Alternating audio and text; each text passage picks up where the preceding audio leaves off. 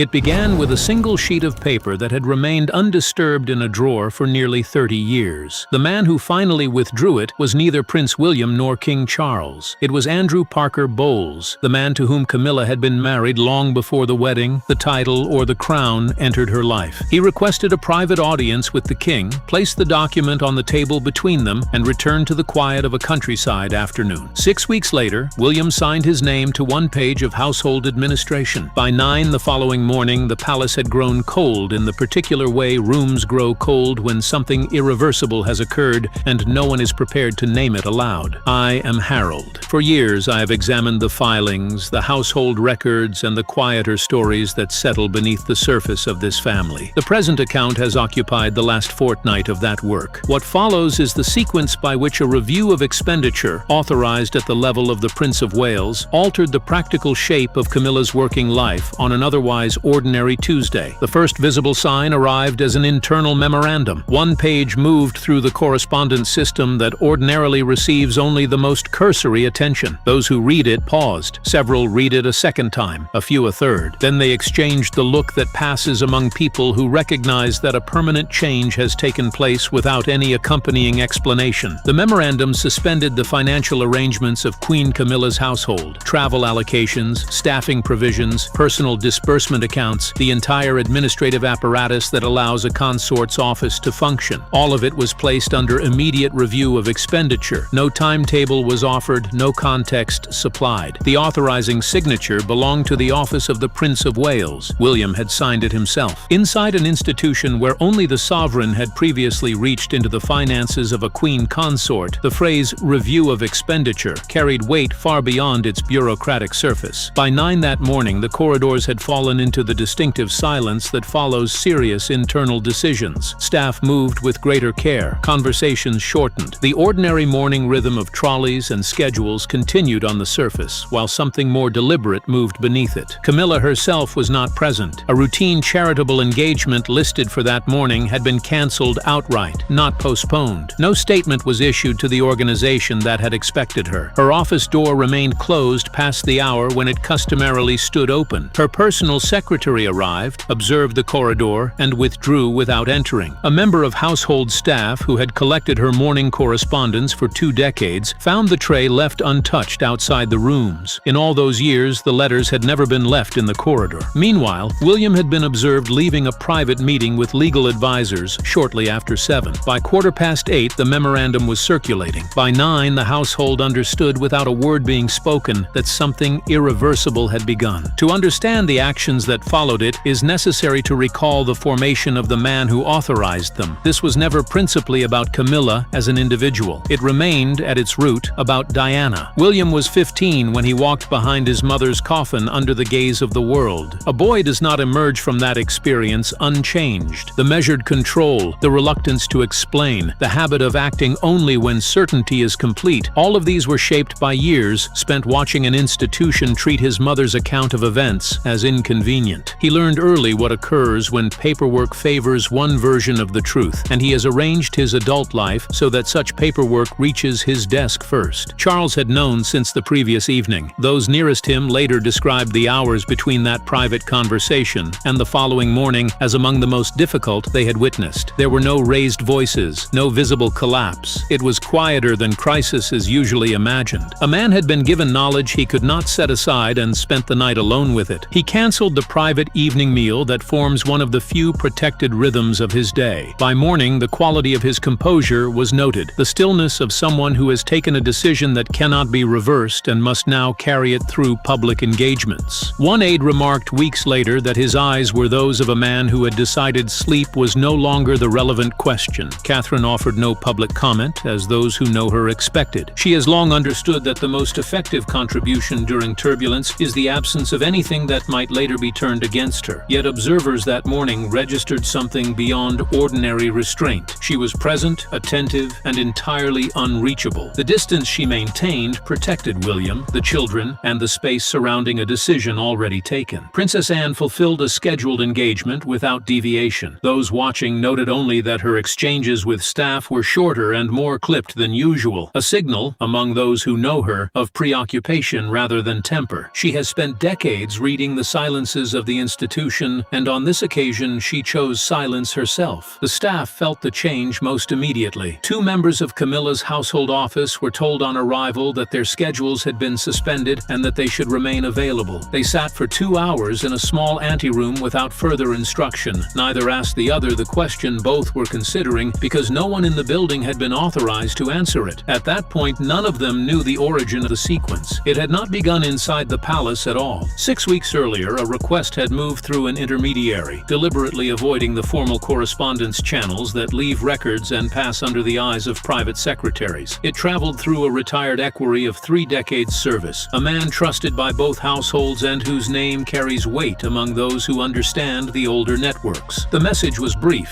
Andrew Parker Bowles wished a private audience with the king, and he asked that the meeting leave no official trace. No diary entry, no staff present, no record beyond what the 2 men themselves chose to retain. The 2 men were not strangers. For 50 years their lives had overlapped in military circles and the social geography of the English countryside. They had never been close. They had reached the civil, functional distance that 2 people maintain when each has made a private accommodation with a shared history neither chose. Reporting around the 2023 coronation confirmed the practical nature of that arrangement. Andrew Parker Bowles was seated inside Westminster Abbey while his former wife was crowned. The present request, however, carried an unusual condition of secrecy. The equerry who conveyed it paused before delivering it, recognizing that once the request was accepted, it could not be withdrawn. Charles agreed. Those who later learned of the decision described his acceptance as something between reluctance and inevitability. He understood that whatever Andrew Parker Bowles had carried for decades, he had decided he would no longer carry it alone. They met on a Wednesday afternoon at a private house belonging to the retired equerry, a place connected to neither man's official life. What was said in that room remained between them. Staff who saw Charles on his return that evening described a man who had been handed an object he recognized at once and had long hoped never to hold. The document concerned a private financial arrangement entered into by Camilla in the years between her divorce from Andrew Parker Bowles and her later marriage to Charles. The writing suggested that knowledge acquired through proximity to royal circles, knowledge she then had no formal standing to possess, had been used as leverage in a negotiation that appeared private on its surface. The paper itself carried no legal force. In the hands of those who understood its context, however, it raised questions of judgment and of the distance between private conduct and public trust. Charles did not summon Camilla through ordinary channels. He sent word informally that he wished to speak with her that same afternoon. The removal of administrative structure was itself the signal. She arrived within the hour. He had chosen a small sitting room on the upper floor of the private residence, a room used for conversations that required distance from the working household. A single photocopy lay on the low table between them. Camilla looked at the document before she looked at him. Charles asked her carefully to help him understand the arrangement. The silence that followed lasted long enough to become its own answer. When she spoke, she did not deny the document's existence. She reframed it as a private negotiation between 2 people disentangling a complicated life. The knowledge used no more privileged than anything acquired by long proximity. Charles listened without interruption. When she finished, he did not address her explanation. He asked instead whether she understood why Andrew Parker Bowles had chosen to bring the matter forward after so many years of silence. Her reply, that she could not understand why he would do this to her, told him what the document itself had left open. The meeting ended without resolution, and the absence of resolution was itself decisive. Charles offered no reassurance and did not remove the paper from the table as she left. Within 48 hours, new instructions reached the keeper of the privy purse, the senior official responsible for the sovereign's financial affairs and for the annual report of the sovereign grant. The request, framed in careful administrative language, sought a comprehensive review of expenditure associated with the Queen Consort's office over the preceding 3 years. William's office was copied on the instructions. His name appeared in the authorization chain as a participant rather than an observer. No precedent for that arrangement in a matter touching the consort's household could be recalled. Senior counsel was engaged to advise rather than to investigate. The distinction is significant. Advice seeks the boundaries of what the institution may lawfully do inside its own structures. The advice returned was precise. The matters described fell within the sovereign's absolute discretion over household finances. No external body was required. No public process was necessary. The institution could act entirely within itself. That word, within, is the one that has always mattered. It is the space in which this family has long managed its most difficult questions. William understands it better than most. He grew up inside it. He watched the household close ranks around versions of events that suited the building, and he emerged with the conviction that if the machinery is to protect anyone, he will decide whom. The changes that followed were quiet, as serious internal shifts inside the household usually are. 3 engagements were removed from Camilla's diary without replacement dates. 2 members of her household staff were reassigned over a weekend. Their access altered the following Monday. The explanation limited to a vague transfer to other departments. Language on the official website concerning her patronages was softened from present involvement to historical association. Then the letter from the keeper of the privy purse placed an administrative hold on the accounts that funded her household operations. Not a legal freeze, yet in practical effect identical. Authorization for staffing, travel, and ordinary expenditure now rested with William's office. One further conversation remained. William requested it directly. Camilla was already in the room when he arrived. She did not rise. She had chosen the chair by the window, the light behind her, the length of the room between them. William sat and placed nothing on the table. He told her he had not come to rehearse evidence or to impose further consequence. He had come because there was something a memorandum could not convey. He spoke of the silence he remembered from childhood, not the noise of argument, but the quieter silence of a woman who had learned that the institution would not carry her voice. He was careful not to equate the two situations. Camilla's expression shifted only slightly, the adjustment of someone who had prepared for one conversation and realized she was in another. What was said after that has not been repeated by either of them. When the door opened 20 minutes later, William left first. Camilla remained by the window a little longer. The first public report appeared at 11:43 on a Thursday morning in the financial pages of a broadsheet. 3 carefully worded paragraphs described an administrative hold on accounts associated with a senior member of the household, pending an internal review authorized at the level of the heir's office. No names were used. No accusations were made. By early afternoon, every major outlet carried the item. Editors understood at once what the combination of financial hold, senior household, and authorization by the Prince of Wales signified. Constitutional scholars divided between those who saw healthy internal accountability and those who noted the absence of modern parallel for such authority resting with the heir rather than the sovereign. The name of Andrew Parker Bowles surfaced online within hours, attached to reports of a private meeting requested weeks earlier through unofficial channels. Public curiosity fixed on the question of timing after 30 years of silence. The palace issued one sentence: "The household does not comment on private financial matters." The brevity itself became part of the story. 3 days later, a national commemorative service, already long fixed in the calendar, proceeded as scheduled. The logistics of arrival were noticed first. Separate cars, a departure from the usual coordinated sequence. Inside the church, Charles and Camilla sat in the same row as protocol required, yet the space between them remained open. No one filled it. The gap was visible in every photograph and in the pool footage. By the following morning, it appeared on the front pages of 4 national newspapers without need of caption. William and Catherine sat several rows forward. He did not look back. Catherine maintained the attentive, controlled presence she has refined over years of public life. During the final hymn, a wide shot captured the empty stretch of pew between 2 pairs of hands resting on orders of service. Neither pair moved toward the other. The image traveled farther than any statement. Camilla left before the formal recession was complete, accompanied by a smaller security detail than her position would ordinarily require. The adjustment in personnel, vehicle, and exit route was understood at once inside the institution. The household had recalculated her position. No announcement marked the subsequent changes. Camilla moved to a country residence outside the immediate working orbit of the household. The distance, geographic and institutional, was left unnamed. Invitations coordinating her appearances at patronage events arrived less frequently and then ceased. Organizations adapted without public comment. Charles continued his public schedule without interruption, though those closest to him noted a thinning of the energy he had once brought to private conversation. William offered no public statement. The authority he now carried was not the authority of someone who had won an argument. It was the quieter standing of someone who had taken a costly decision and not moved. Andrew Parker Bowles returned, after a brief period of public attention, to the edge of the historical record where he had long preferred to remain. A woman had spent 50 years moving from the outside of that family to its center, through divorce, through sustained public hostility, through a marriage the institution had to be persuaded to accept. She received the title, the seat, the crown placed on her head in Westminster Abbey. In May 2023, Diana's son sat in that abbey and said nothing. He was not waiting for a public confrontation. He was waiting for paper. The institution she had learned to navigate from the outside was the same institution that had taught him, at 15, how it manages a woman it has decided is inconvenient. She had mastered the machine from the exterior. He had inherited it. He controlled the duchy, sat in the authorization chain, and possessed the practical power to decide whom the machinery would protect. What remained after the noise subsided had no tidy designation. No one inside the family would call it a rupture or a resolution. It was the condition that follows when something true has been spoken that cannot be unspoken, and everyone must thereafter build on ground that has shifted. The palace doors never closed on Camilla. They simply opened less often. She retained the title. She lost the practical freedom the title had once conferred. A woman who had spent a lifetime entering that building found herself the only person inside it required to seek permission from a younger man's office before she could conduct an ordinary working morning as herself. In the months that followed, the household returned to the appearance of its customary rhythm. Correspondence continued to move, though trays outside certain rooms waited longer. Engagement diaries continued to be kept, though additional signatures were now required for certain names. Staff who had once acted on long-standing patterns adjusted to new ones without written instruction. The absence of formal announcement was deliberate. The institution has long understood that the most durable changes are those that never need to be explained. Charles fulfilled every public obligation with the consistency he has trained himself to produce. Those nearest him observed only that the private curiosity he once extended to whoever stood before him had become more measured, as if part of his attention remained fixed on a conversation that had already concluded. Catherine maintained the protective distance she had chosen from the first morning. Anne continued to read the institutional weather and to keep her own counsel. Public attention, as it so often does with matters concerning this family, eventually drifted elsewhere. The intense scrutiny of the first days gave way to the slower rhythm of retrospective pieces and occasional references. The financial hold on the accounts associated with the consort's household remained in place without further public commentary from the palace. No additional statements were issued and none were required. The organizations that had once coordinated closely with Camilla's office gradually redirected their correspondence, adapting their expectations in the quiet manner of institutions that understand when an arrangement has changed without needing formal notice. They made no public remark that might oblige a reply. Inside the household, the practical adjustments continued with the same absence of announcement that had characterized the entire sequence. Correspondence trays outside certain rooms waited longer than they once had. Engagement diaries continued to be maintained, yet certain names now required an additional layer of authorization before commitments could be confirmed. Staff who had operated for years according to long-established patterns adjusted to the new ones without written circulars or formal briefings. The absence of explicit instruction was itself the method. The institution has long preferred that the most enduring changes settle into daily practice until they feel inevitable. Charles fulfilled every public obligation with the consistency he has trained himself to produce across a lifetime of service. Those nearest him observed only that the private curiosity he once extended freely to whoever stood before him had become more measured, as though a portion of his attention remained fixed on a conversation that had already reached its conclusion. Catherine maintained the protective distance she had chosen from the first morning of the memorandum, a distance that shielded both her husband and their children without ever requiring explanation. Anne continued to read the institutional weather with the practiced eye of someone who has spent decades inside its silences, and she kept her own counsel. William's actions throughout this sequence cannot be separated from the education he received at the age of 15. Walking behind his mother's coffin beneath the gaze of the world teaches a particular form of vigilance that does not fade with time. He learned, in the most public and irreversible way possible, that institutions protect themselves first. He learned that paper can outweigh spoken testimony, that the version of events which finds its way into the formal record often prevails over the version carried in living memory, and that the person who controls the flow of administrative decisions controls outcomes more effectively than any public statement ever could. The review of expenditure, the administrative hold placed upon the accounts, the quiet reassignment of staff, and the subtle alteration of language on the official website all belong to the category of measures the household has long preferred. Each step was lawful. Each step remained internal. Each step was cumulative rather than dramatic. No single act invited open challenge or required a public defense. expense. Together, they altered the conditions under which Camilla's working life could continue. The lesson absorbed in childhood had been applied with precision. If the machinery of the institution is to protect anyone, the decision about whom it protects must rest with those who understand its workings from the inside. William had grown up inside that machinery. He had watched it close ranks. He had emerged with the conviction that the same machinery could be directed, and he directed it. By the time the story ceased to dominate the press, the new pattern had settled into place with the quiet finality that characterizes lasting change inside this family. Camilla resided at a greater distance from the daily working household, the move described only as a personal arrangement and left otherwise unnamed.